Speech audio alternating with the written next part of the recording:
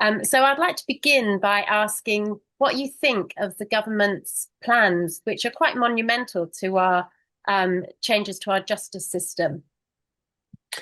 Well, I don't think much of them at all, and I'm disgusted that a Labour government should be doing this because the one thing that certainly, it's not the only thing, but the main principle of our justice system that I have defended over the last 50 years is the right to jury trial and being tried by your peers. It's a fairly basic principle. And the fact is that over the last 50 years, there have been numerous attempts to get rid of the juries. Initially, it was a class issue, and because you couldn't serve on a jury unless you were part of the propertied class. Then there were objections because they said juries weren't educated and didn't understand the evidence, and particularly in fraud cases and so on. So excuse after excuse to get rid of juries, normally from a Tory government, normally from the right, to get rid of juries. But there has been an overwhelming, over that same period of time, there's been an overwhelming support, left and right, cross-party, for the jury system. So it's survived. So to find creeping through the back door at this stage, part of the Labour Party's programme, which was not part of their manifesto, they didn't get elected to do this at all. And so now I find myself back on the front line fighting for juries, which I've been fighting for all my life, as it were. And it is, it's a cornerstone of our democracy because it's one of the few places and ways in which the ordinary person, the ordinary citizen, can exercise judgment, which matters. 12 ordinary people do that.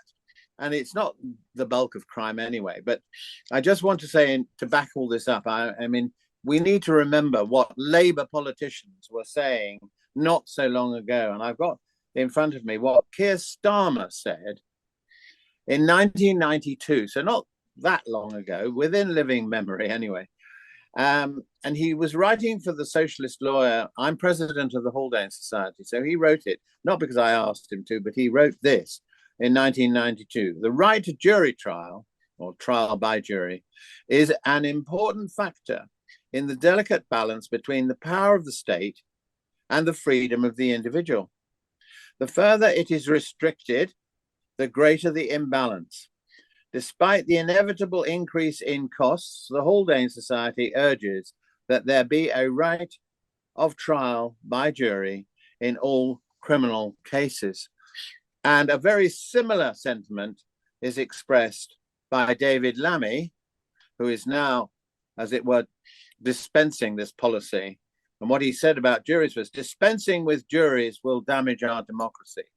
It doesn't get more fundamental than that. So what are they doing? That's the question I pose. Well, I know what they're doing, and they're doing it actually for political reasons. It's got nothing to do with cost or whatever. Yeah, that was what I was going to come on and ask you actually, because what? So why are they doing it? Well, I personally think there are a number of factors that bear on it, but one of them is, I think, a political one, as it has been in the past with other governments. In other words, juries do tend, particularly in public order cases, if they're given a conscientious choice, they, based on the evidence, they acquit. And this government and previous governments don't like the nature of a jury that acquits. So what they're trying to do is to say, well, we won't have juries then for those sort of cases. Interestingly, most of them below the 3-year threshold. So it's partly to do with the nature of politics at the moment. It's another way in which they can, as it were, restrict the right to protest. So it links to that. The other reason is that they are faced with a backlog. There's no question about that. And what they're not wanting to face for economic reasons is the reason we've got the backlog is nothing to do with the trial by jury. They've produced, no one has produced, even the judge who originally recommended some changes, Leveson. Nobody's produced any evidence to demonstrate that trial by jury is causing the backlog.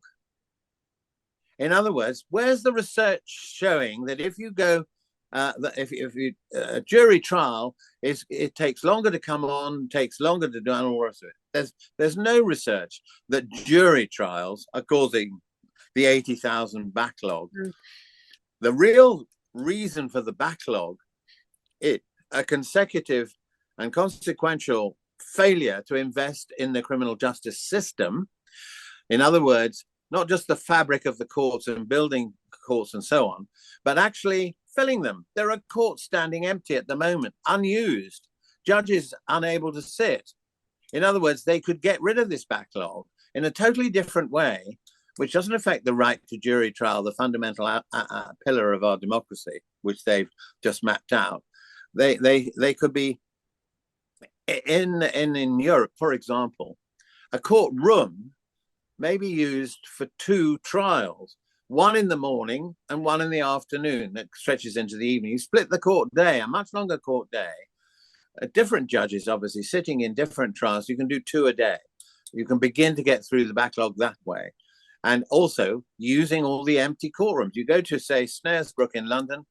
It's got 20 courts, 22 courts, I think. And nearly every day there are 4 standing empty.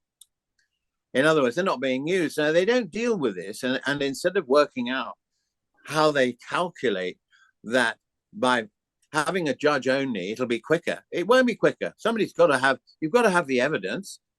The only quick bit will be probably the judge will have decided the decision before they sit the trial. So do you think that, did Leveson, when he did his report, cover any of these factors, or did he just look at juries? So his whole remit was basically to look at the issue of jury trials. Well, the issue was, we've got a backlog. What can we do about it? And so he was obviously given a sort of large remit to do this, and I think that there is this misconceived view that it'll be quicker. I mean, it would be very much quicker if you just find people on the spot. Obviously, don't bother with a trial, which is what Simon Jenkins was saying virtually. It's all antiquated, and what are we doing? We just have, and what I'm frightened of is an AI situation in which somebody says, and they're already beginning to say it, trial by AI. Don't need a judge and a jury. We'll just have a formula, stick it in a machine, and out comes the verdict. Yeah. And I mean, it's that bad at the moment, and it's panic stations because it is bad. It's bad for victims. Of course, justice delayed is justice denied. I recognize all of that. But what they haven't been doing over the years is investing in the system so it works efficiently. And for years and years, the bar have been saying, on behalf of barristers, bar council have been saying, you've got to spend the money on the judges and the court system itself in order to ensure these delays are cut to a minimum. Instead of which they say, well, we won't bother with trials. This is Alice in Wonderland. This is the trial Lewis Carroll drafted for The Adventures of Alice. Queen of Hearts, sentence first, and verdict afterwards. That's what they're going for. That's what is being broadcast. Basically, and now it's being measured. They found out that 70% of cases that go for trial, 70%, are sentenced to under 3 years. So that's the test. So if not what matters to your reputation and all the other issues about standing trial, which are very important, are sort of lost in the mist of time. Yeah, well, I mean, one of the things I was wondering about, having read the Simon Jenkins article, was he made a point about we are an outlier in having juries in Europe. Do you think that is that true? Yes. How do the other European countries sort of deal with some of the problems that you've just highlighted? Well, they have an inquisitorial system, and I did a film about this some years ago now, but called Presumed Guilty. And in an inquisitorial system, you have a judge at a very early stage. And there are advantages to having a judge at a very early stage who decides whether there's a case to answer, who determines the type of the investigation. A juge d'instruction is what they call them in France. But most of the European nations have a very similar system. And what they have is, when it comes to trial, some have jurors plus a judge who all retire together. Some just have a judge. So, but the quality of justice, again, is something that has to be looked at very closely and scrutinized as to whether they are, by that system, cutting delays, number one. Number two, dispensing justice, which is, of course, what everybody's looking for. And there's real disquiet that, that system, we're not saying the system used in Europe is a bad system, but we're saying it's no better than a democratic system. The point about our system is it's democratic. The European one isn't democratic. This is democratic. It's 12 ordinary people doing it. That's very important. Secondly, that they give, silly examples. I don't mind. They're sort of obvious things you might think, stealing a paperweight or whatever. You may think that doesn't amount to very much, and you're probably not going to go to prison and all the rest of it first time round anyway. But the fact is, for a lot of people, for Lamy, for example, to be convicted of an act of dishonesty, he wouldn't be able to be where he is, even if it was a very small amount. So the question is the nature of the judgment by 12 ordinary people, because case hardened, as it's put, judges and magistrates sitting alongside, but they're not even, I'm not sure whether they're going to go with that or not, finally, because we're very early stages of what they're drafting. So we have to wait till they get a draft bill for discussion. So if it's going to be a sort of limited professional judge doing the judging, they're case hardened. They've got a particular view. Whereas with 12, not only is it sort of democratic by nature, but it's democratic by action, because you get 12 different views. Probably, well, you might obviously you get a majority in the end, and you get majority verdicts and so on. You get unanimous verdicts. But I think it's, that all of that gets lost. And what Simon Jenkins is saying basically is, almost what's the point of a trial? I mean, why have one? If in fact, at the end of the day, you're going to say, basically, which is what is being said by this government, is they're going to be guided by cost as well as the idea that it's under 3 years, and it doesn't matter what it is. You'll have to put up with the way it's being judged. So I think that there's a long way to go on this, and I think, as far as I can gather, there is sufficient opposition for the moment, cross-party opposition, and the professions as well. This isn't, clinging on to something because it's traditional. I wouldn't dream of hanging on to anything that was traditional. That's the last argument I would use. The argument that I use is that I feel that people have faith in a system when they're playing a part in it. So if the current system was overturned, do you think that would not only have an impact on people's ability to gain their justice, but would it also have a big impact on how people viewed the judicial system, sort of from the general public? Most of us don't actually come into direct conflict with it at all, or contact with it at all. We just, you sort of see it from the sidelines. But do you think it would be the general public whose views would be changed, that we would see it as something that we weren't part of anymore, and therefore it would undermine its position? Yes, it will. I think surveys that have been done show very clearly that there is substantial, I mean, the figures differ from time to time, but substantial public support for a system which involves fellow citizens. They have more faith in that system than they do or would have in a judge-only, magistrate-only situation, where conviction rates are extremely high, disproportionately high. And so therefore, I think even if you've never been in a criminal court or never been touched by a criminal case, despite all the stuff that's on television most of the time, dramas and so on, if you've never been touched by any of that, you're rare. But on the other hand, most people, even though untouched, have got a feeling that, that if I were wanting to be tried, I'd want a jury. I wouldn't want a judge to judge me. And of course, judges are very bright and they're very intelligent and all the rest of it, but they don't have the range of experience.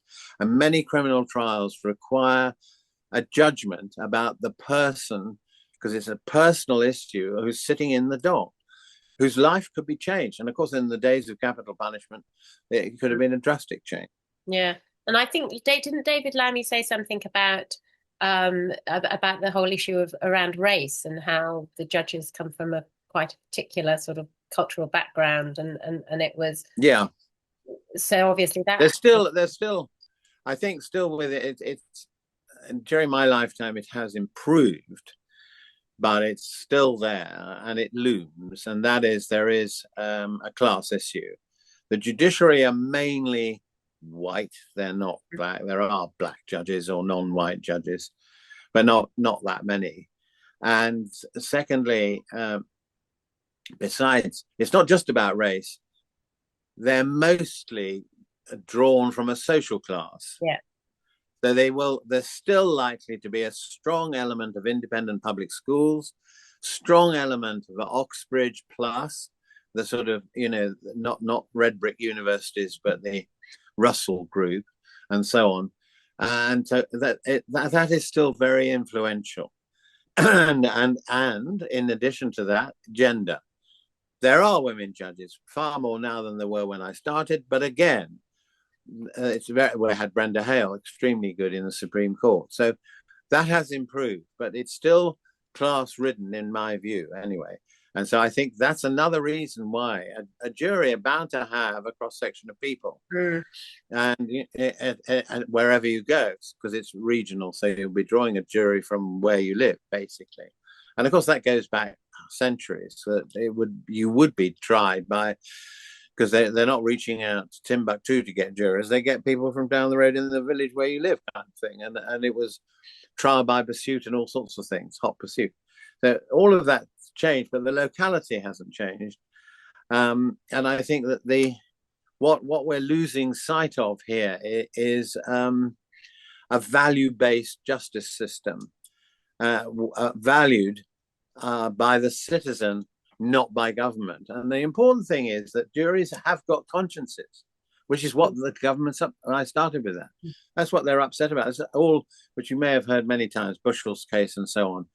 There's a plaque in the Old Bailey, commemorating jurors who stood out against a judge who wanted a particular verdict. And judges still go on about verdicts that they feel should be brought in. They shouldn't do it, but it happens.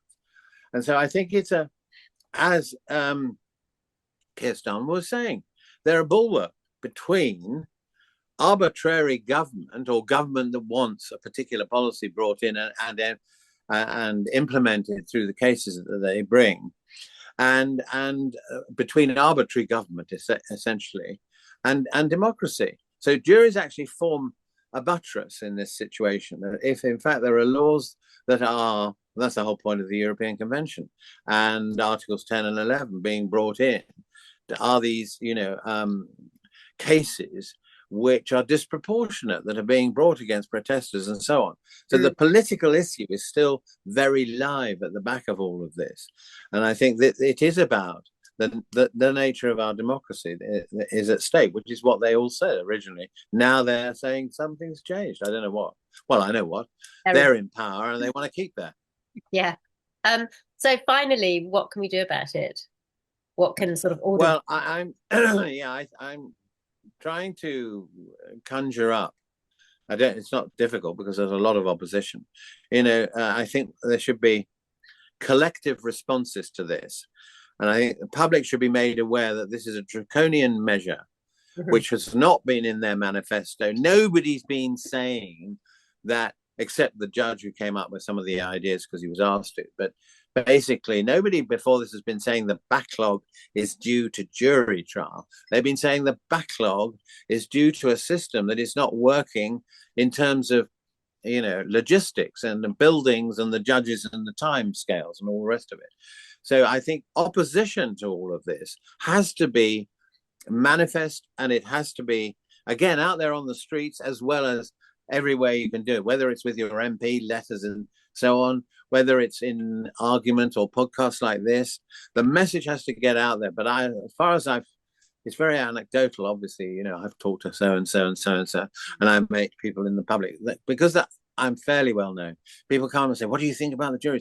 And I say, and the reception is, I haven't had anybody who's come up to me and said, "Thank God for Lammy, we're getting us out of the fix." Nobody said that.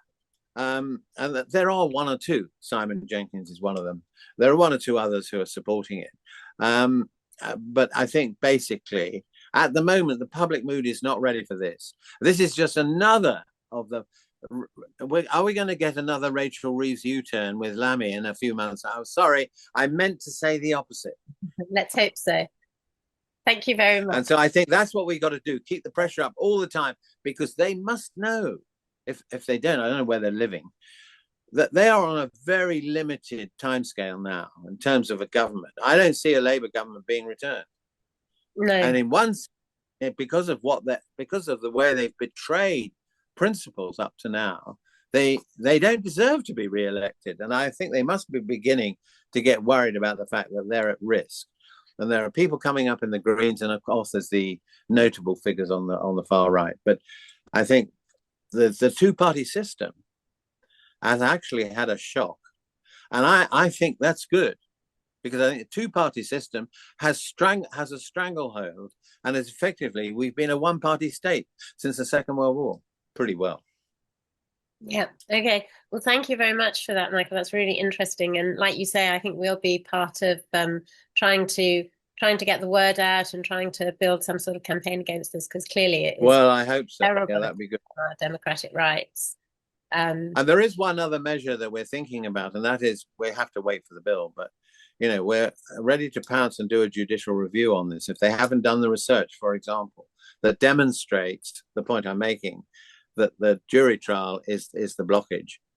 Until they demonstrate that it's going to be so much quicker with a judge only or judge and two magistrates. Why are they doing this? Why are they doing it? Demolishing? Yeah, so clearly getting that message out is fundamental. Yeah. Thanks very much. Very good to speak to you, and good luck. And you. Thank you. Bye-bye. Okay, bye.